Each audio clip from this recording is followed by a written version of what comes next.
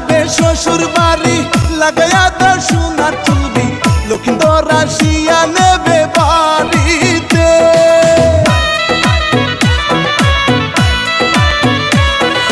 বেহুলা যাবে শ্বশুর বাড়ি লাগায়া তার সোনার চুড়ি, লক্ষিন্দর আসিয়া নেবে বাড়িতে। লক্ষিন্দর আসিয়া গেল সারা বাড়ি ধুম পড়িল, জুয়ান বুড়ি আসলো সবাই নাচি